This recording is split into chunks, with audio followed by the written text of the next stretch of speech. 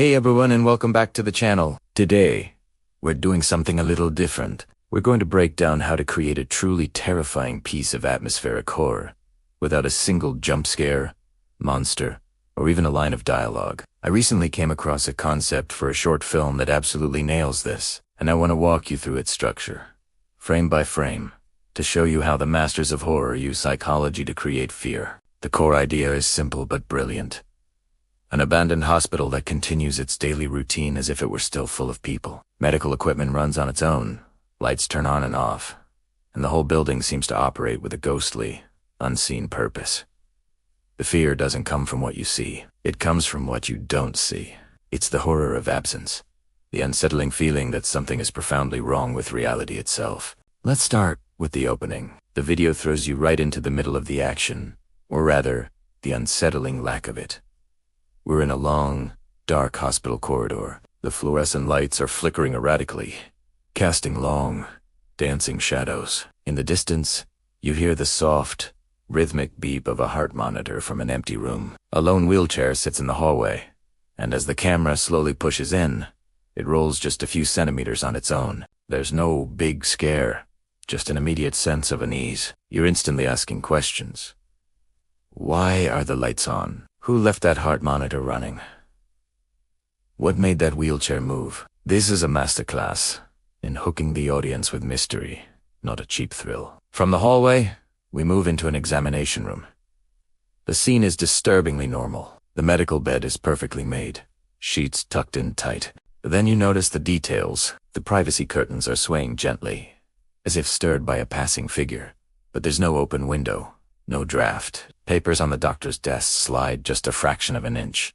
Too slow to be the wind, too deliberate to be random. The camera stays static, slowly zooming in, forcing you to scrutinize this wrong normality. It's the visual equivalent of a whisper in a silent room, making you question your own perception. Next, we enter the operating room. This is where the sense of a hidden ritual begins. We start in darkness, and then, one by one, the powerful surgical lights above the operating table switch on, bathing the empty space in a cold, sterile glow. All the high-tech equipment is powered up, screens glowing, but it's all completely unused. The only sound is the tick-tack of a wall clock. But if you listen closely, you'll hear the second-hand stutter and catch, as if time itself is struggling to move forward in this place. The camera does a slow, wide pan, showcasing the entire scene as a theater waiting for actors who will never arrive. The tension builds not from action, but from the anticipation of it.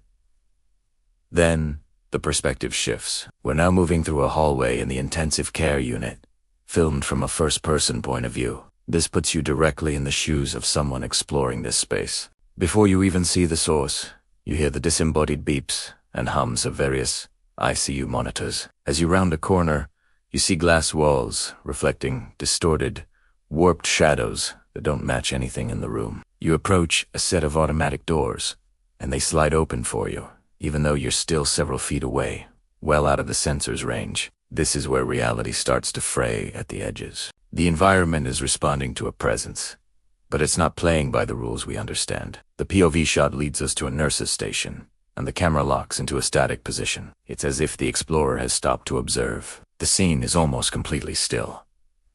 But again, the devil is in the details. The chairs around the station are just slightly misaligned, as if people just stood up from them. You hear the faintest rustle of papers. And then, the most chilling part.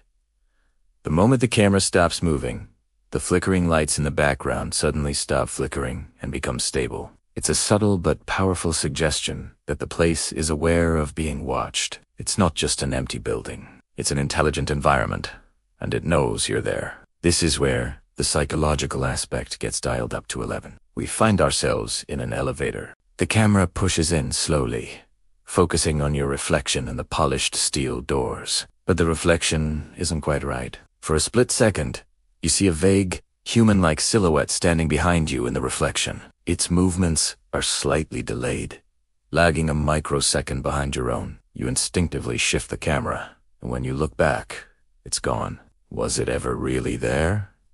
This isn't a ghost in the traditional sense. It's a psychological shock, A moment designed to make you doubt your own eyes and sanity. It's the film looking back at you, and what it shows you is terrifying. After that moment of intense psychological pressure, the film gives us a moment of false calm.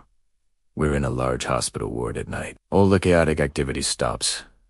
The lights are stable and still. The machines are silent. The building becomes unnaturally quiet. The only movement is the dust particles, still floating and dancing in the beams of light from the windows. It feels like the hospital is holding its breath. But this stillness is more unnerving than the chaos. It's the calm before a storm you know will never break, leaving you suspended in a state of pure, anxious waiting. The film's structure is brilliant in how it disrupts our expectations. The audio and visuals are often slightly out of sync. You'll hear a sound continue for a moment after its source is gone, or a movement will subtly loop, while another is entirely linear. These little inconsistencies in time and space are designed to wear down your sense of reality, making the entire experience feel like a fever dream. And then, the ending. It's not an ending with answers. The screen just slowly fades to complete black. The ambient sounds fade with it, plunging you into total silence. You think it's over. You take a breath. And then, after a few seconds of pure darkness, you hear it. One single, final, faint beep from a medical machine. It's a question mark at the end of a nightmare. A final echo from the void that offers no resolution. It leaves you with a lingering discomfort.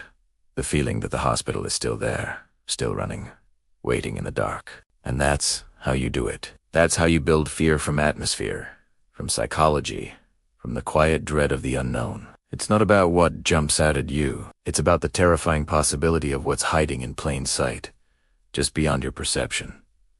What do you guys think? Would a film like this scare you more than a traditional horror movie? Let me know your thoughts down in the comments. Thanks for watching, and if you enjoyed this breakdown, make sure to like and subscribe for more deep dives into the art of filmmaking. See you in the next one.